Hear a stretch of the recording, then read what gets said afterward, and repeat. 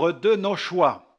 Dans Luc 15, verset 14, nous pouvons lire ce passage où il est question du fils perdu, le fils prodigue, et la Bible dit « Lorsqu'il eut tout dépensé, une grande famine survint dans ce pays, et il commença à se trouver dans le besoin. » Didier vécut une merveilleuse conversion. J'en ai été le témoin privilégié. Il marcha avec Dieu pendant plusieurs années.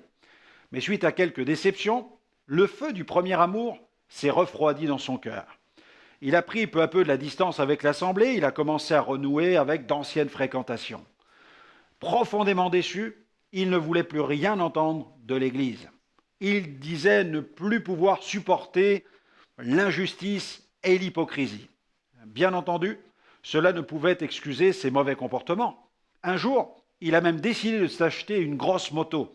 Il voulait profiter de cette nouvelle liberté retrouvée, c'est ce qu'il disait. Mais un soir, Didier a perdu le contrôle de son engin et il a percuté de plein fouet un camion. Ce soir-là, mon ami Didier termina sa vie couché dans une rigole, baignant dans son sang. Il ne rentra plus jamais chez lui. Le dernier souvenir que nous avons gardé de lui, ce sont les quelques lignes qui furent inscrites dans la rubrique nécrologique du journal local. Tout a une fin. Mais quelle fin voulons-nous? Une fin tragique ou une fin glorieuse? Et pourtant, Didier eut l'occasion à de nombreuses reprises de croiser la route de membres de l'église locale qui l'ont exhorté avec amour à revenir au sein de la communion fraternelle. Dieu a permis même certaines difficultés dans sa vie afin de réveiller sa conscience, mais il n'écoutait pas.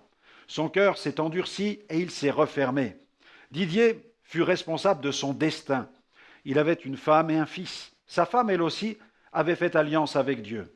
Quand son mari quitta l'église, elle essaya de continuer sans lui, mais avec le temps, le découragement eut raison d'elle. Malheureusement, quand un alpiniste décroche, il arrive qu'il entraîne d'autres personnes avec lui dans sa chute. Dans le cas présent, il semble bien que Didier entraîna sa femme derrière lui. Le soir de ce drame, celui qui pilotait l'engin pilotait sans Dieu. C'était un roi du monde qui défiait les éléments. Mais ce sont ces éléments qui ont raison de lui.